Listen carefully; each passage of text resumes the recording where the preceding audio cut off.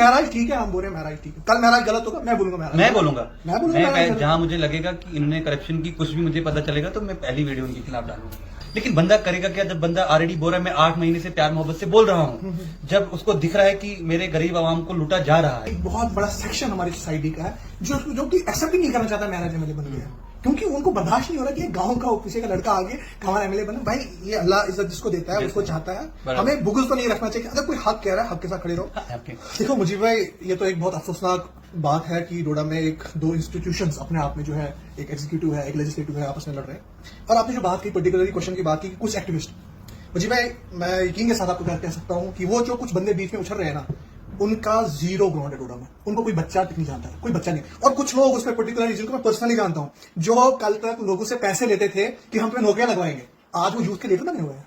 जो कल तक आरटीआई के नाम पे अफसरों से 3-3, 4-4 लाख रुपए खाते हैं, आज वो महराज के खिलाफ बोलेंगे। मैं कहता हूं महराज का लहजा थोड़ा गलत हो सकता है, बट उसकी बात सही है भाई, उसकी बात सही है। क्या ऑफिसर डोडा में नहीं है जो 60-70 हजार रुपए लेते हैं? हमारे पास सबूत पड़े हैं, हमारे पास रिकॉर्डिंग पड़ी है इनकी। बोले अभी कुछ मैं अभी देखा कुछ लीडर की ऑनलाइन देख रहा हूँ, वो जी बोल रहे हैं जी ये है वो है। ओ भाई तुमने आरटीआई डाल के पैसे खाए हुए अफसरों से, हमारे पास सबूत है तुम्हारे खिलाफ। तुम लोगों को बोलते थे तुम हमें पैसे नौकरी लगाएंगे, जो उछल रहे हैं कुछ आज वो देखे मैं डोडा में कुछ चश्मा लगा के उछल रहे हैं, हम जानते हैं इनको, और मैं कॉलेज टाइम से इनको जानता हूँ। ये जो वहां पे ब्लैक में बैठे हुए महराज बिल्कुल हक पे है, नहीं गलत नहीं। देखो बिल्कुल बात तो सही है आपकी कि हम खुद भी जब जाते हैं डोडा में किसी भी ऑफिस में किसी भी इदारे में, या अगर हम एजुकेशन सिस्टम को देखा जाए, या सिर्फ बात हॉस्पिटल की नहीं है, हर जगह पे इतनी बुरी हालत है। और ये कुछ नामी लीडर जो बने हुए हैं, बस इनको आना है, जैसे कुछ होगा तो हमने ये साइड पकड़ ली, हम इसकी साइड है उसकी साइड, बात साइड की नहीं है मेरे हिसाब से, बात है करप्शन को। मैं आपको सीधी एक सिंपल सी बात बताऊंगा, मैं एनसी का सपोर्टर था, वोट मैंने एनसी को दिया है, ठीक है, लेकिन बात अभी हक की है। मैं बुगज नहीं रख सकता, अगर कोई महराज हक पे है ना, मैं उसके खिलाफ बुगज नहीं रख सकता हूं।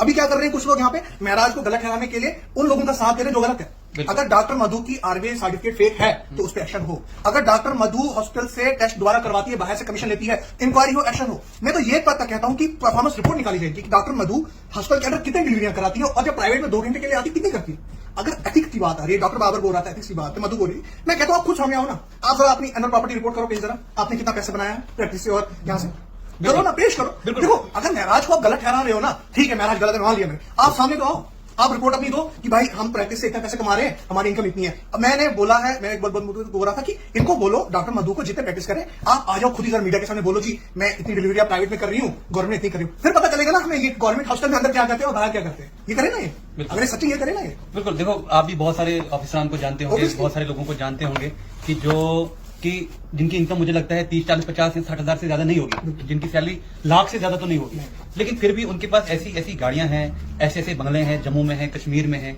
जम्मू कश्मीर से बाहर हैं, उनके बच्चे ऐसे ऐसे कॉलेजेस में पढ़ रहे हैं या कुछ पढ़ चुके हैं, तो और मतलब ऐसी ऐसी जॉब वो कर रहे हैं कि उससे एक अच्छी गाड़ी नहीं ले सकता इंसान, एक अच्छा घर नहीं बन सकता है। ये तो हमारा ये क्या बोलते हैं वो बदकिस्मती है। आप ब्लॉक में जाओ, जीआरएस वीएलडब्ल्यू, मैं कसम खा के कह सकता हूँ, आप लिस्ट बनाओ डोडा के अंदर जीआरएस और वीएलडब्ल्यू की, फिर उनकी प्रॉपर्टी चेक करो, फिर उनकी तनख्वाहें चेक करो, फिर वीडियो पे आओ, फिर एसीडी पे आओ, जेयू को देखो आप फूड में देखो, परसों सोपूर का पकड़ना बंदा है जो फूड में था, आप डोडा के जो फूड स्टोर वाले हैं, सिर्फ मामूली फूड स्टोर है, इनकी प्रॉपर्टी चेक करो ना।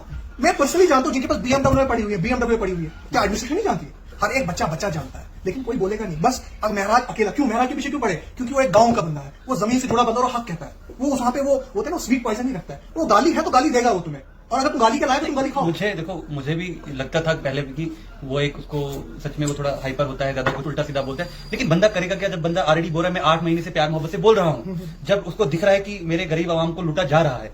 देखो मेरे हिसाब से कुछ ऑफिसरान जो ईमानदार ऑफिसर है, ईमानदार डॉक्टर है, उनको उसकी बात मेरे हिसाब से दिल पे लेनी नहीं चाहिए। देखो उनको ईमानदारी से काम करना चाहिए, बात आपने, क्योंकि वो उसकी जो इंटेंशन मैंने देखी मेरा हिसाब की कि वो उसको हाइपर जब वो होता है वो ऐसे बंदों पे होता है जो चोर है। देखो हॉस्पिटल में अभी 50 से 60 डॉक्टर है, महराज ने नाम लिया 2 का, हॉस्पिटल में डॉक्टर सुशील है, हॉस्पिटल में डॉक्टर बाबर की बीवी डॉक्टर आलिया जो कि बहुत अच्छी डॉक्टर है, डॉक्टर मीनाक्षी गायनी में है, वहां पे आप जाओ, वहां पे डॉक्टर इरफान कैलम है, 2 के डॉक्टर है, उनका किसी नाम लिया? महराज पागल है अगर वो 2 बंदों का नाम ले रहा है, इतनी कुछ है। मैं ये कहता हूं अगर तुम बड़े बनते हो कि महराज को तरीका नहीं, तुम्हें तरीका है, तुम पढ़े लिखे हो, तुम पीएचडी करके आए हो, तुम सामने आओ मीडिया के, तुम बताओ हम प्रैक्टिस में कितने ऑपरेशन करते हैं, प्राइवेट में कितने करते हैं और गवर्नमेंट हॉस्पिटल में आके हम कितने करते हैं, तुम कितने पेशेंट अटेंड करते हो, तुम बताओ हमने हमारे पास प्रॉपर्टी कितनी, एनुअल प्रॉपर्टी रिपोर्ट तुम हर साल गवर्नमेंट को पेश करवाओ, सामने आओ, फेस करो ना। अगर महराज ने इल्जाम लगा, बोलो एमएलए साहब आपको लग रहा है, आ जाओ सामने ये है। अगर आज मधु की डिग्री फेक है और महराज ने उसको चोर कहा है तो उसके वो चोर है, तो अकल को वो साबित यही बोलेगी। डिफेमेशन केस लगा है महराज के ऊपर, मैं एज ए लॉ वकील बोल रहा हूँ, महराज ने बोला है वो चोर है, उसने धांधली की है। अगर सच में कल को साबित हो जाता है ना कि उसकी डिग्री फेक थी, फिर तो महराज सच्चा है। डिफेमेशन तब लगता है जब बंदा झूठ बोलता है किसी के लिए। अगर महराज सच बोल रहा है और साबित कर देगा वो चोर है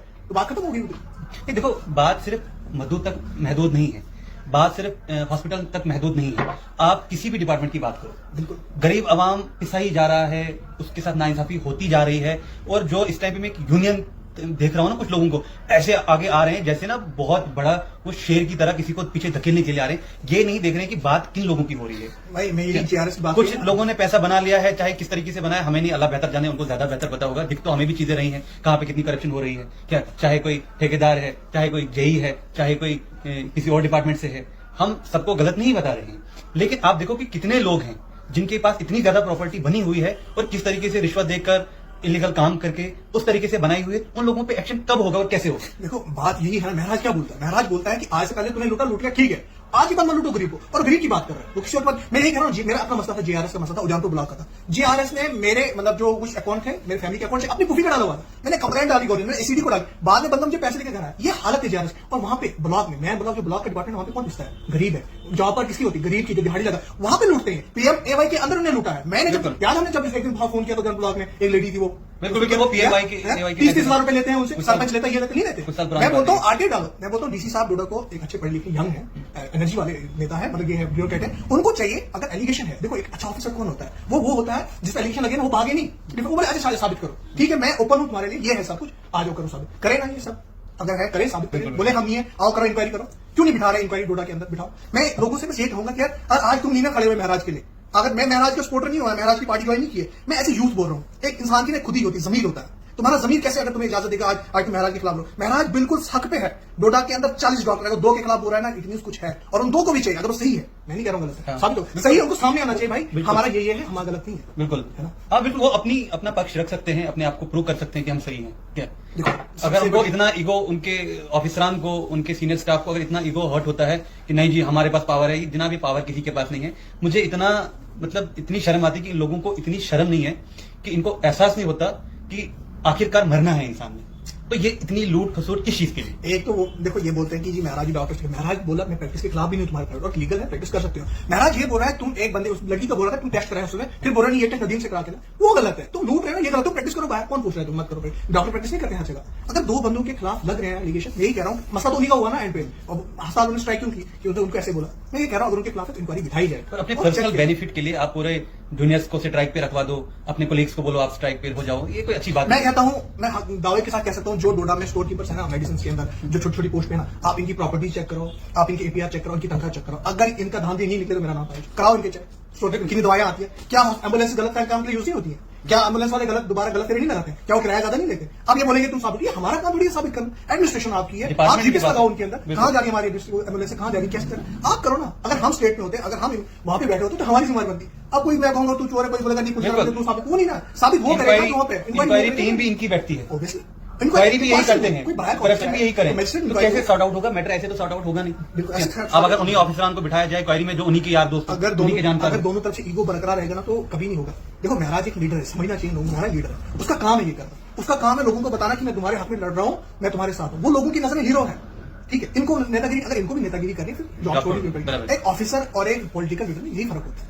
ऑफिसर को चुपचाप करके काम करना पड़ता है। अब DC डोडा है, तब DC डोडा हर लोगों के बीच आएगा, मैं तुम्हारे काम की नहीं, उसका काम है, वो एक ब्यूरोक्रेट है। वहां पे MLA ही आएगा, वहां पे कोई पॉलिटिकल लीडर ही आएगा जो फिर बाद में वहां पे आके बोलेगा लोगों को मैंने तुम्हारे लेके, तब तक कोई और नाम किसी और का। ये तो सिस्टम हमारा ऐसा है, यहाँ पे हम नहीं बोल सकते नहीं। यहाँ पे अभी दिक्कत मेरे को इतनी लग रही है, भुगस है महराज के साथ लोगों को, ये एक्सेप्ट नहीं करना चाहते कि गांव का लड़का उठ के आके आज यहाँ पे हमारा MLA और हमारी 10-15 सालों की मेहनत हमें कोई पूछ नहीं रहा है, हमें कोई पूछ नहीं रहा है। दिक्कत उस चीज की मुझे और चीज की, महराज भी अच्छा होता ना, वेल वो चलता ना सब उसकी, और इनके साथ मिल जाता है। हाँ, इनके कामों में, इनके चोरियां करता, दलालियां करता, लोगों के पीछे पड़ता, वो अच्छा होता। अभी महराज ठीक है, हम बोल रहे महराज ठीक है, कल महराज गलत होगा मैं बोलूंगा, मैं जहां मुझे लगेगा कि इन्होंने करप्शन की कुछ भी मुझे पता चलेगा तो मैं पहली वीडियो उनके खिलाफ डालूंगा। लेकिन वो जब सही कर रहा है तो हमारा काम है सबका। मेरी तो यही गुजारिश रहेगी यूथ से, खासकर मैं बूढ़ों को नहीं बोलता, मैं यूथ को बोलता हूँ कि यार ये टाइम है तुम्हें खड़ा रहने का। एक बंदा पूरी स्टेट में 90 MLA है, एक सिर्फ एक MLA को हर कोई जानता है महराज, किस लिए लड़ रहा है? हम लोग लड़ रहा है, थोड़ा कॉन्शियस की बात है, हमारा अपना MLA है।